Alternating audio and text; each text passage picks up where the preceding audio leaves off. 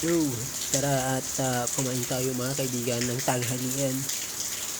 Tanghalian natin mga kaibigan ay ang adobong manok mga kaibigan. Adobong manok mga kaibigan. Yan, ang hirap po pag magsalita. Voice over na lang gawin natin. Ito mga kaibigan, ang sarap po. Tara kain po tayo. Adobo.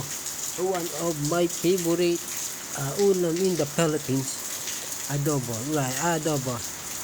Adobo in English is chicken yummy. Yeah, English chicken yummy, the adobo. Because the chicken is yummy. So a chicken yummy, adobo. Alright. How are you? This is a very delicious ulam in the Philippines. I love this. I love this. Let's go enjoy to me. Yeah.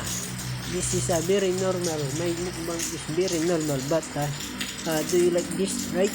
But my mukbang this is boring. Yeah, boring. This is boring mukbang. This is you like. You don't like my cring. My mukbang is the acting, right? Yeah. Yeah, this is normal again. This is normal because this is your request. So my mukbang is very intelligent, very simple. Yeah, very simple. This is maula is adobong chicken, and I have chili, red chili, and onion. This is very compatible. True, that's true. Alright.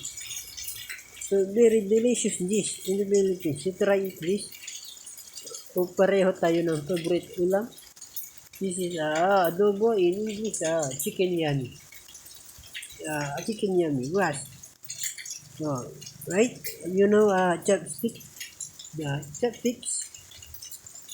Patay, lugay natin ng sabay. The adobo is walang sabaw. Tsaka unti lang. Malapot, yeah, that's right. Malapot, siguro, malapot adobo, right. This is the, do you want like, right? Because you requested my mukbang is simple lang din. And don't have the very acting or OA. So, I like the request, but my mukbang now is very boring. Yeah, don't watch this. This is boring. I don't like this. So, come, enjoy to my lunchtime. Yeah, this is my lunchtime today. The chili is very hot, spicy. But kaya ko na makainin.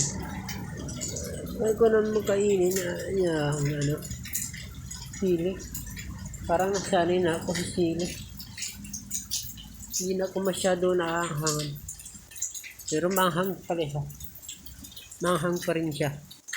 Mga kaibigan. Kumusta kayong lahat dyan? Kain tayo mga kaibigan.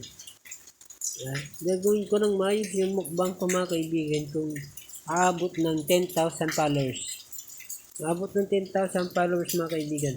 Ayusin ko na yung mukbang ko. Pati pangalan ng page ko, baka baguhin ko na din. Hindi ko lang alam.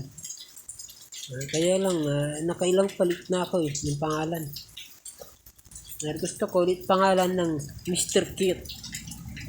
Para masayahin ko rito, Mr. Cute. Kasi cute talaga ako. Tapos yung mga nanonood, cute din sila. So, ang cute. Diba? Kaya cute tayong lahat. Yung mga ayaw manood, hindi sila cute. Hindi sila kaparte sa atin kasi hindi sila cute.